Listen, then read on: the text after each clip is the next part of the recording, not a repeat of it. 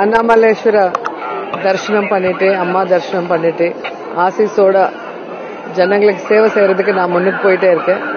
So மறுபடி இந்த வருஷம் நேற்று கிரிவலம் சுத்திட்டு வந்தோம். இன்னைக்கு அற்புதமா அருணாச்சலேஸ்வர அபிஷேகம் அம்மா அபிஷேகம் பார்த்து ரொம்ப சந்தோஷமா இருக்கு. அவங்களோட பிளெஸிங்ஸ் எப்பவுமே எனக்கு இருக்கணும். என் மூலமா ஜனங்களுக்கு நான் நல்லது செய்யற மாதிரி அவங்க எப்பவுமே என் கூட இருக்கணும்னு வேண்டிக்கிறேன். அண்ட் எங்களோட லீடர் ஜெகன்மோகன் ரெட்டி ஜனங்களை நேசிக்கிற லீடர்.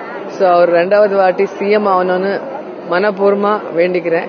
அண்ட் நான் 3வது வாட்டி எம்எல்ஏவா வெற்றி பெறணும்னு ஐயாவும் அம்மாவும் வேண்டிக்கிட்டேன். தொடர்ந்து ஆந்திராவில் தேர்தலுக்கு முன்னாடியும் சரி தேர்தலுக்கு பிறகும் சரி வன்முறைகள் அதிகமா இருக்கு. பல அபிஷியல்ஸ் எல்லாருமே டிரான்ஸ்பர் பண்ணிருக்காங்க. நீங்க அதை எப்படி பாக்குறீங்க?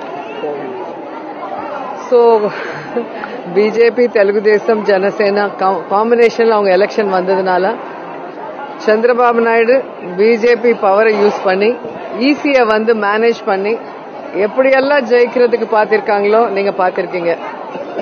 கலெக்டர்ஸ் எஸ்பிஸ் எல்லாருமே டிரான்ஸ்பர் பண்றது அவங்க மேல என்கொயரி பண்றது அண்ட் ரொம்ப டென்ஷன் பண்ணிட்டாங்க ஸ்டேட்ல. ஆனா ஜனங்க கிளாரிட்டியோட இருக்காங்க.